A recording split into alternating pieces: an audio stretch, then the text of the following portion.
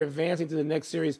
The Dodgers had what is being perceived widely, not by me, as a spectacular failure.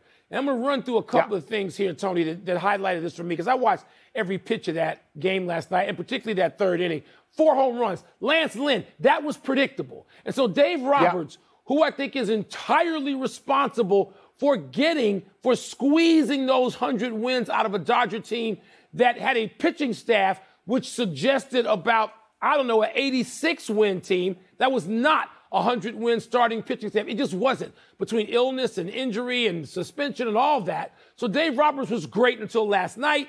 He leaves Lance Lynn out there. You know Lance Lynn's going to give up the gopher. He did it 44 times in the season. You got to get him out of here. 2 home runs max. He didn't go to the bullpen quickly enough. But my bigger problem, Tony, is the way the postseason is laid out. It works against great teams. It works against everybody. It's random. The more teams you put in the postseason, the more random the results are going to be. 7 of the last 9 teams that won 100 games have not gotten out of the first round.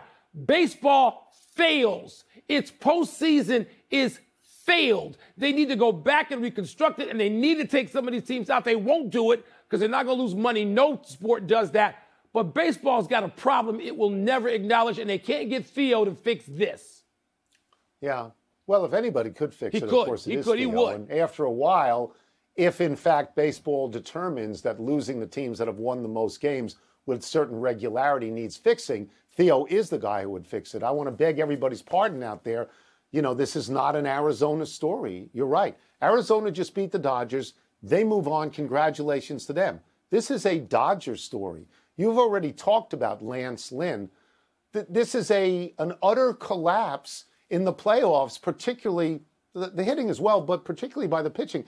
Mike, their starting pitchers in these 3 games had an ERA of 27.86. Let me say that again, 27.86. It's an unbelievable number. They gave up 13 earned runs in 4 2/3 innings, including 6 in 1/3 of an inning by Clayton Kershaw, who is going to go to the Hall of Fame. Their best hitters, Mookie and Freddie Freeman. Freddie Freeman, yeah. They were 1 for 21 in this series, and the one was an infield single. And if I'm not mistaken, they've been on World Series teams in other cities. Mike, I'm just going to go through this. I think I mentioned it the other day. They've made the playoffs in 11 straight years, and that's really great. It is. They've gone to 3 World Series, and they've won 1. So you can't call it a failure. But what do you call it? They regularly leak oil in the playoffs Tony, like this. Baseball has failed them. It. The Dodgers did this. The Mets won 100 and didn't win. And Tony, this is not baseball for 140 years as you and I grew up with it and knew it and covered it and have loved it. Baseball fails to deliver the kind of postseason that it ought to. So let's be critical. You'll be critical of the NBA and other sports that have failed postseasons. Baseball is way off the mark. That its best teams don't win because it's random. So they can grab more money by putting 14 teams in the playoffs. I'm happy to be critical of baseball. I don't think it's the number of teams, Mike. I think it's the delay between games. I think baseball is a daily sport. Yes. And so a team that's built to win 100 games is better day to day than a pause of 2 to 3. That's my criticism. And Tony, I agree with you. But I'm saying there's more than one thing here to rip and to criticize. And so baseball deserves a criticism today more than the Dodgers. And they're going to deserve it again when the Braves go out as well. So the Braves could be next. Philly pounded Atlanta 10-2 last night, highlighted by Bryce Harper's 2 home runs and stare downs of Orlando Arcia as he rounded the bases. Arcia had called out Harper after he got doubled up to end the Braves' lone series win, taunting, attaboy Harper. Tony, your thoughts on what we saw last night and what you expect to see tonight? So, as a Washington Nationals fan, I take the Bryce Harper stuff very personally. He was the best everyday player the franchise has ever had in Washington. Was their lone MVP, I believe. And he left. He left for a team in the division. And he's always talking about how much he loves being in Philadelphia. Philly, I yeah. sort of console myself with the fact that the Nats won the World Series without Harper, but it's a complicated relationship for me. I root for Harper. I mean, I really do, because he's a great player, because he publicly wants to be a great player, because he rises to the moment like he did last night, and because he makes everything personal. So I even find myself wanting him to win a World Series, even though I mourn the fact that the first three guys in that lineup, Schwarber, Trey Turner, and Harper, Your guys. were all here. Your guys. They were all here. Yeah. Now, what do I think? What do I think is going to happen tonight? How could I possibly think they're not going to win? Yeah. I mean, come on. It just look. I'll make this very brief. The Braves remind me of the New York Giants football team. They won one game this year, and they had to have the greatest comeback in history to win that game. The Braves won game 2 with the greatest defensive play, the weirdest defensive play anybody's ever seen. And other than that, they've been outscored 13-2. The Braves, aren't the Braves today's version of the Brooklyn Dodgers? Aren't they? I mean, they have this misery. They don't even get to the World Series sometimes because, again, as I just went over, 840 teams in the playoffs, and you may not get to the World Series. But, Tony, well, they got it a few years ago and they won it. They did. A few years back. I expect to see Phillies win again.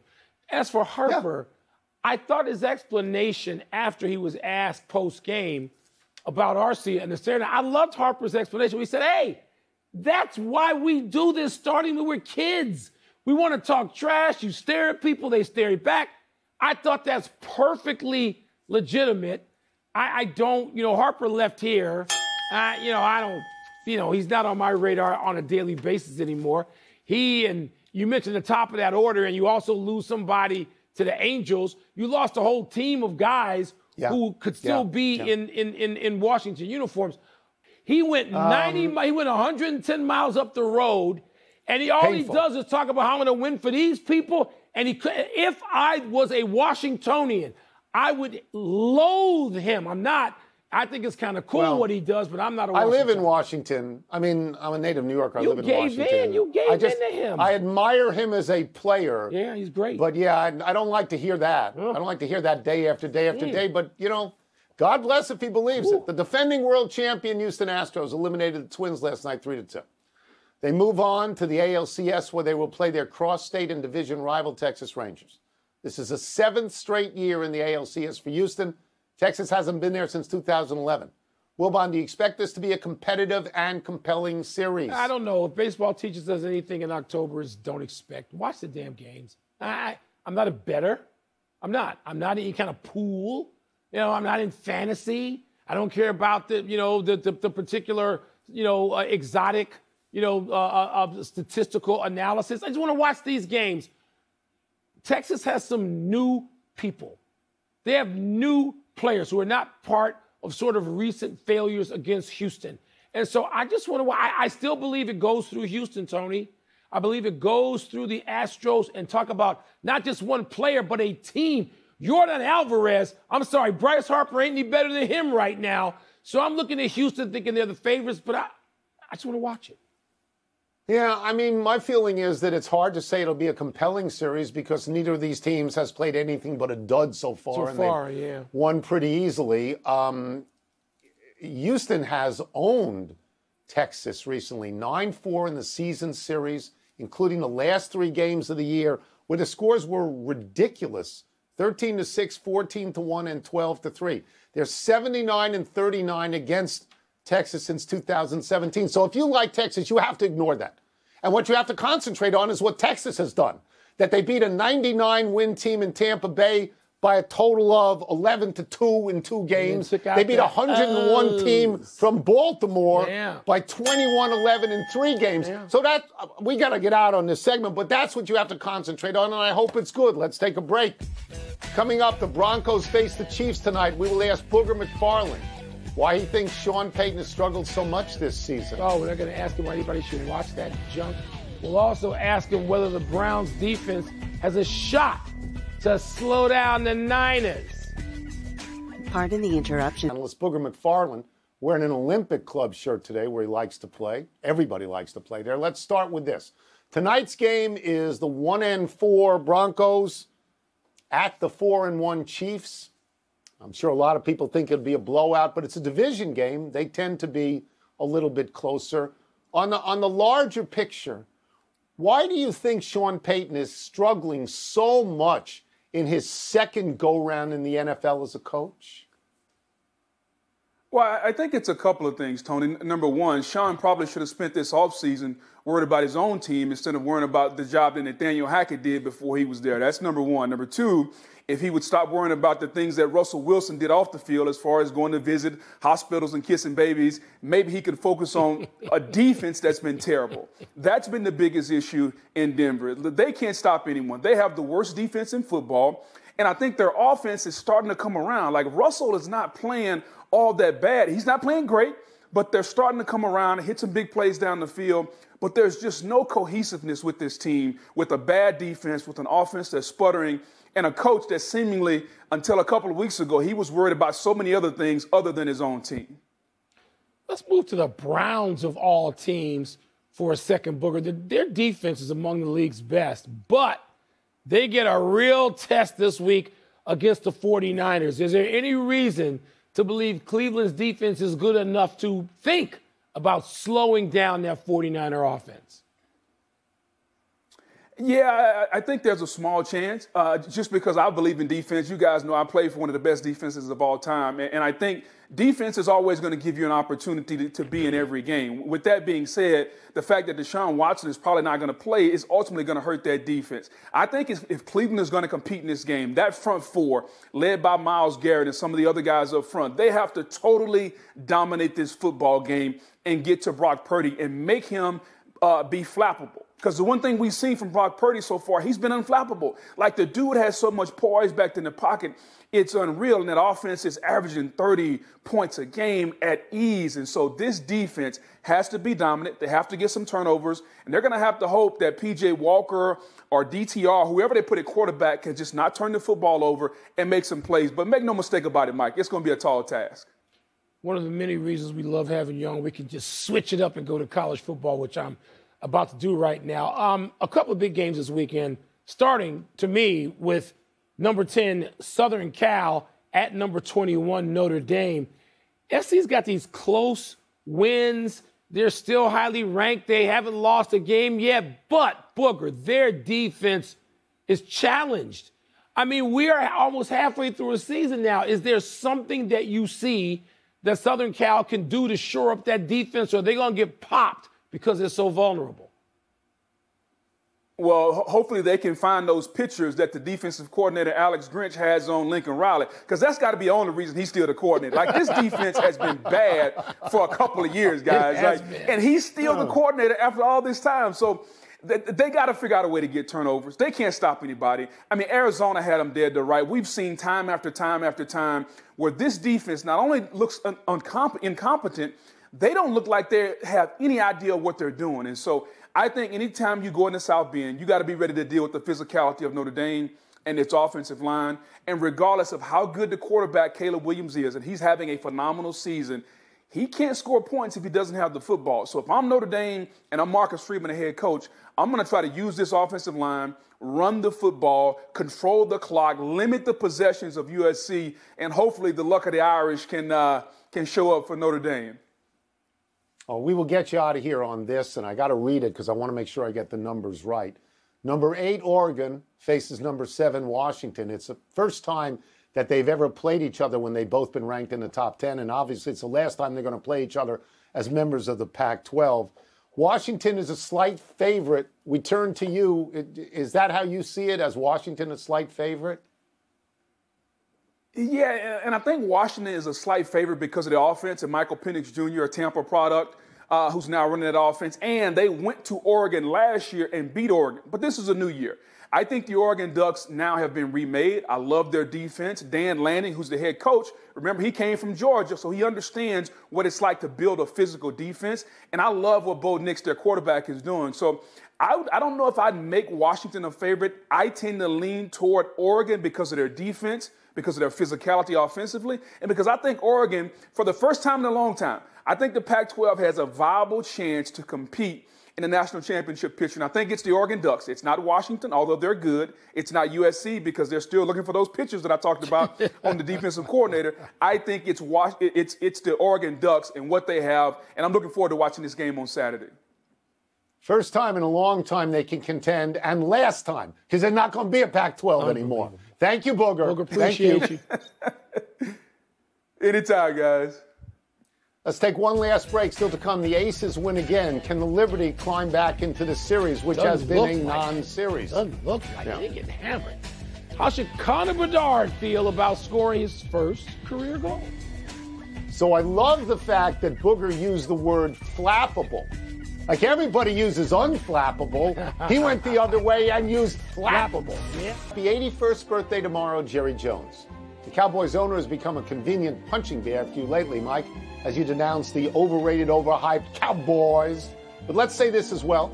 Jones is the most famous, most influential owner in American sports. When Jones bought the Cowboys in 1989 and immediately fired Tom Landry, people were aghast. But in a few years, Jones was sitting on 2 Super Bowls. Then when he fired his dear friend and college teammate Jimmy Johnson, Jones got a 3rd Super Bowl with Barry Switzer. He's a great quote. He'll talk to anybody for hours, and he gives us constant topics here, even if they're all Dak Prescott. Most influential. I might take offense if I was Robert Kraft. And did you see the way he wrestled that trophy, just gangstered it from Barry Switzer? Like, give me the trophy. You shouldn't be up here anyway. It should have been Jimmy Johnson's trophy to raise. Happy anniversary, A.J. Pierzynski. On this day 18 years ago, the White Sox catcher was at bat with 2 out in the 9th of a tied ALCS Game 2 with the Angels. After swinging and missing on what should have been strike 3, Pierzynski reacted as if the ball had hit the dirt for a dropped 3rd strike, and he took off for first as the Angels were coming off the field thinking the inning was over. There was no replay then. Seemingly confused, the umps ruled in Pierzynski's favor. He represented, the winning run on first. Pablo Ozuna came in to pinch run, stole second, came home on a Joe Crede double for the walk-off win. That was the first of 8 straight playoff wins for the White Sox, which culminated in them winning the World Series. Yeah, the fact that they got to one before the Cubbies, Tony, was a big deal locally, certainly not nationally, a big deal there. And how about the California Angels, by whatever they were called then, in the postseason? Huh? Is that a flashback or what? Happy trails to last night's Game 2 for the Liberty. Las Vegas roasted New York last night, 104-76, to take what historically is an insurmountable lead into the WNBA Finals. Teams that go up 2-0 in a best-of-5 playoff series are 17-0 all-time, 8-0 in the finals. Las Vegas has plastered New York, fired a total of 45 points in 2 games. Last night, Las Vegas shot 53% from the field, New York's 36%. Las Vegas shot 45% from 3, New York 23%. Asia Wilson, Jackie Young, and Kelsey Plum put up 73 points for Las Vegas. The entire New York squad put up 76. Yeah, Stewie and Ionescu and company not looking like a super team at all right now. They better defend. They better start there in this Game 3 or they're going to be out quick, like halftime. Yeah, they're not 2 super teams in this. They're not. There's one so far. They're not. There's one. Let's go to the big finish. Let's Your boy do it. Connor Bedard said scoring his first goal last night was, quote, a big relief. Does that make sense to you? I don't know. It's one goal. It was a nice wraparound, though. He showed his quickness and instincts with it. Austin Matthews had a hat trick and a win over the Canadiens. Big deal. 10th fastest ever to 300 goals, fastest American born to 300 goals. NBA exec Joe Dumars says the data does not show that load management reduces fatigue or injuries. Surprise? Joe Dumars got credibility, Holmes. He played more than 1,000 games. He understands this better than most. College football tonight, SMU at East Carolina. You intrigued? I'm intrigued by SMU boosters. They are loaded. Last one, Colorado's Travis Hunter could return tomorrow night against Stanford. I'll bet you're excited. He's an exciting player in college football, probably. Yes, I'm excited to see it. We're out of time. We'll try and do better the next time. Mike Bass, shout out. I'm Mike Wilbon. Same time tomorrow, knuckleheads. And now, Tony, you know what's coming next. Here's Sports Center. Sports Center, I assume. Yeah. That's what I assume. But I don't know anything about TV. What do I